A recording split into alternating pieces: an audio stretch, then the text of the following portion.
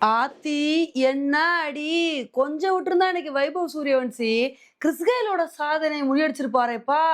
ஆமாங்க, இப்படி வந்து சொல்ற மாதிரிதான் மனுஷன் இன்னைக்கு மேட்ச்ல பட்டைய கிளப்பிட்டாருங்க. இன்னைக்கு எஸ்ஆர்ஹெச்சுக்கும் ராஜஸ்தானுக்கும் நடந்த மேட்ச்ல எஸ்ஆர்ஹெச் டாஸ் வின் பண்ணி பவுலிங் வந்து சூஸ் பண்ணாங்க. ஆனா ஏன்டா பவுலிங் சூஸ் பண்ணோம்னு நொந்து போற அளவுக்கு தான் இன்னைக்கு வைபவ் சூரியவன்சி பேட்டிங்ல மாஸ் காட்டிட்டாருங்க. மனுஷன் சிக்ஸர் மலையை வந்து பொழிய ஆரம்பிச்சிட்டாரு. 28 பால்ல 97 ரன் எடுத்து செஞ்சுரி நோக்கி போனாரு. அடுத்த பால்ல 4 அடிச்சு மனுஷன் செஞ்சுரி அடிச்சிருவாரு.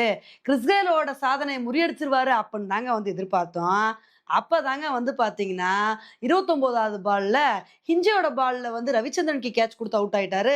அதுக்கப்புறம் கொஞ்ச நேரத்திலே எஸ்எஸ்வி ஜெய்ஸ்வாலும் வந்து அவுட் ஆயிட்டாரு.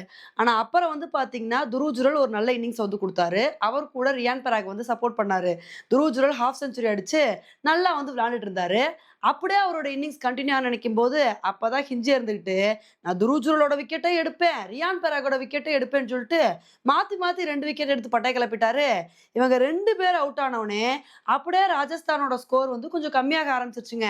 20 ஓவர் முடிவுல ராஜஸ்தான் 243 ரன் வந்து எடுத்தாங்க. இது பார்க்கறதுக்கு பெரிய டார்கெட்டா வந்திருக்கலாம்.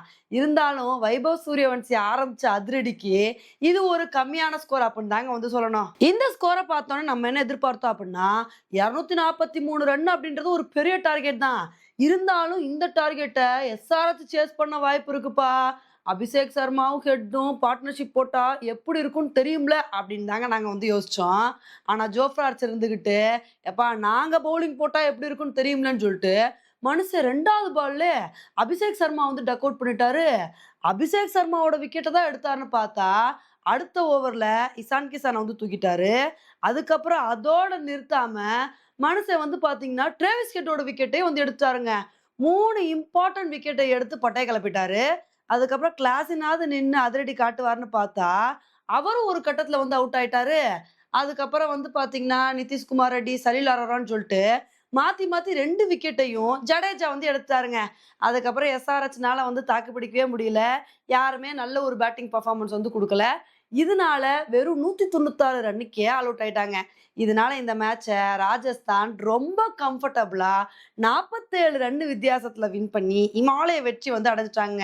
இப்ப இந்த மேட்ச ராஜஸ்தான் வின் பண்ணது மூலமா அடுத்து குவாலிஃபயர் 2ல வந்து அவங்க குஜராத் கூட வந்து மோத போறாங்க.